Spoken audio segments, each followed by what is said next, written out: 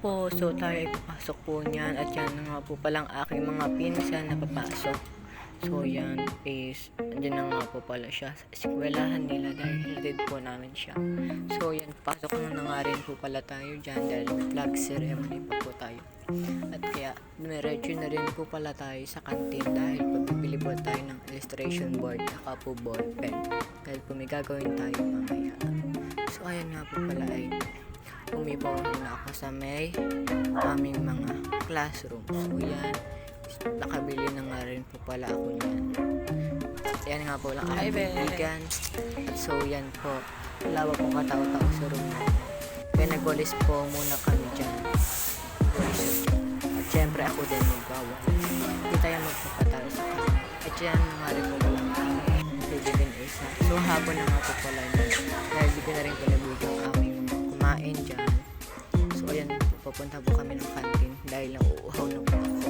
Kaya bibili po tayo ng chocolate dyan. So yan po, malapit na nga rin po pala uwian namin dyan.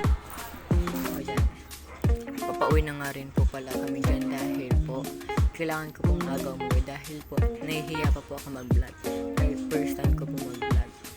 So ayan po is uwian na. Hihatid po namin aming kaklase si Clarissa sa may Isgera. Kaya for the tawa-tawa pa rin po kami dyan. Hanggang sa pagbaba po kami dyan is patawa-tawa lang person.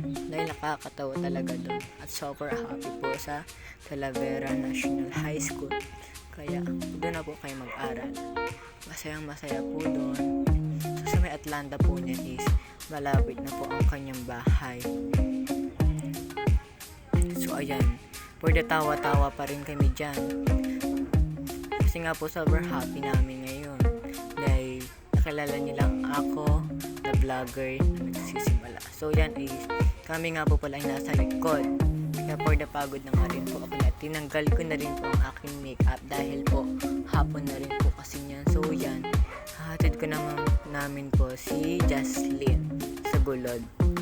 So kaya bulol-bulol rin po ako ngayon dahil nahihiya pa po ako. Magpasensyahan nyo na po ako. Ganito po talaga ako. So yan, andyan na nga po pala siya sa bahay nila. Pagkatapos po niya ay ako naman po ay uuwi na. So malapit na rin po kami dyan. So yan, nagpa-video nga po pala ako bago ako bumaba. So yan po, yun na po masabi ko, babay na po.